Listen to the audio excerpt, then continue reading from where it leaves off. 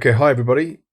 Great to be with you again. Yesterday, in our series on Muriel Newman's excellent piece called Mana or Money, she is examining the corruption within the government, within business. Sorry, not the government, within business. Well, it's probably happening in government as well, and it is within business in New Zealand, and how iwi interference is having a very big negative impact on New Zealand businesses.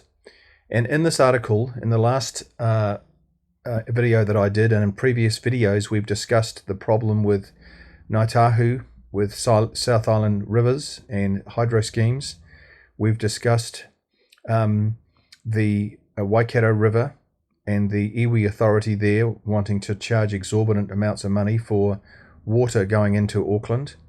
We have discussed mussel spat farming on 90 Mile Beach and how iwi are interfering with that as well. And now we're on to MACA, which is the Marine and Coastal Act, and how we're just about to lose all the beaches in New Zealand. And yesterday we were discussing the fact that if we lose the beaches, then we lose control from mean high tide out to 12 nautical miles out to sea, and that has impact on mining. And so this is where we picked it up yesterday. At this time, the Minerals Industry Association warned removing the seabed from Crown ownership, that is, if it's given to iwi, will undermine New Zealand's status as a sovereign nation. Now, that's a very, very interesting thing to say, because part of being a sovereign nation is that the government, that is the state, owns the ocean and the beaches. But we're about to screw that up and give the beaches and the ocean to 12 nautical miles out to iwi. And there's a risk iwi will jeopardize development with demands for excessive royalties or even veto on it. See? So even though it says in this article that even if the beaches were all handed over to Māori or iwi, they get a say in controlling everything that goes on, and they can demand excessive royalties, it says here, or they could veto resource consents or stop them. So we have a really big problem here. So what can be done? That's Muriel's question. While the government has identified the clause 58 of MACA, MACA stands for the Marine and Coastal Act, set out the test for customary ownership needs to be tightened. The problems are much deeper. The courts have already warned the dual pathway for addressing claims, either through the High Court or direct negotiation with Minister of Treaty Settlements, is unworkable. So there is two ways. There is two ways that iwi can get these beaches, and that's through the High Court or direct negotiations with the treaty settlements. That's the minister. And this is hugely worrying, because the government can give away the beaches or the High Court. And then it says, and with former Minister Andrew Little estimating that resolving almost 600 claims could drag out for 20 or 30 years. The generous taxpayer funding of hundreds of thousands of dollars per claimant.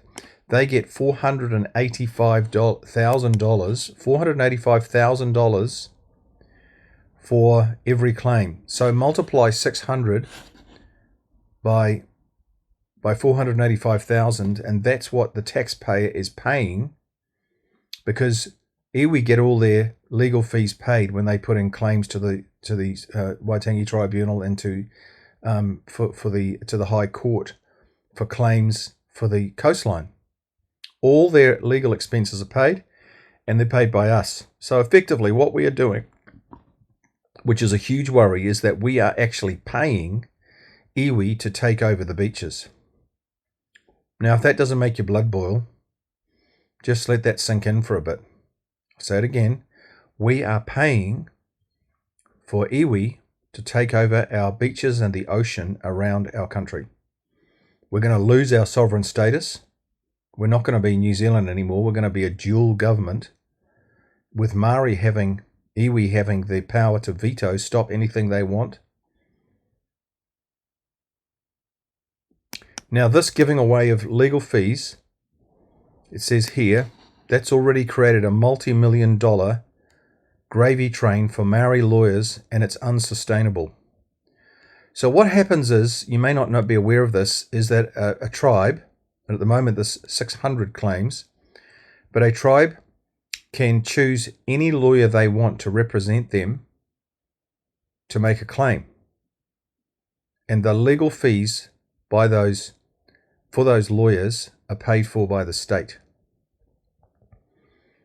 Now just get that. Paid for by the state, that's us, taxpayers, people paying their taxes. And of course, they go to Maori claimants, go to Maori lawyers, mostly, not always, but mostly, because family is hugely important to Maori and they want to keep it in-house. So it's Maori claimants going to Maori lawyers and we're paying for the whole thing. The absurdity of claimant funding becomes even more egregious when considering that those acting in the public interest by challenging the claims are not eligible for any form of financial assistance at all. So if you want to challenge this and say this is wrong, and you've got to go to the High Court, it could cost you hundreds of thousands of dollars to try and challenge all this. You're not allowed to unless you pay for it yourself. Well, that cuts out 99% of the population, doesn't it? This has all been set up by successive governments who passed through the beehive, both National and Labour. They've set this absolutely ridiculous situation up where you can't challenge what's going on with Maori, iwi. They're in the trough, creaming it, and we're paying for it. All of us. And they're unaccountable. You can't challenge them. It's beyond belief that these kind of situations have been allowed to happen by government. It is almost unbelievable. It seems like a fantasy, but it's actually reality. It seems like nobody would be so stupid as to set up this kind of arrangement where all legal fees for Maori and Maori lawyers is paid for by us. We pay for it. And then we have no way, except out of our own pockets, to challenge any of this.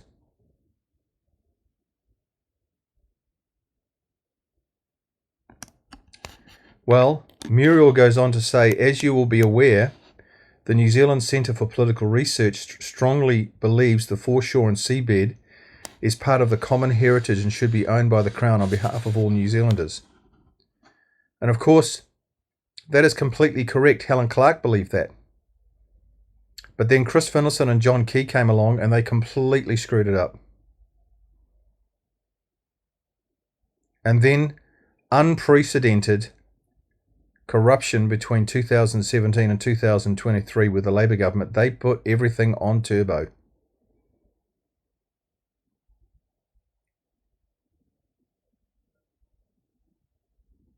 Now, yesterday I talked about how British law in 1840, in Britain, the beaches and the ocean around Britain belonged to the state. It belonged to all British people. And when we came to New Zealand, the idea was the same. That when Maori chiefs signed that treaty on the 6th of February 1840, they were not given the oceans to 12 nautical miles out and everything between the mean high tide mark out to 12 nautical miles. All the British were doing and is transporting British law here to New Zealand, and they were just saying to Maori, you know what, your fishing spots and your forests and your land and your dwellings and your chattels, pretty much like just house and contents plus the land you live on, and also the land that you work and the places you just go fishing off the rocks in the area where your tribe is, we're going to guarantee you the possession of those items. Nothing more, nothing less. But through the Waitangi Tribunal Gravy Train and the Treaty of Waitangi Gravy Train, what the treaty has been said to mean has been distorted out of all recognition. And we are being completely shafted as a country. That's enough for today. I can feel myself getting wound up again.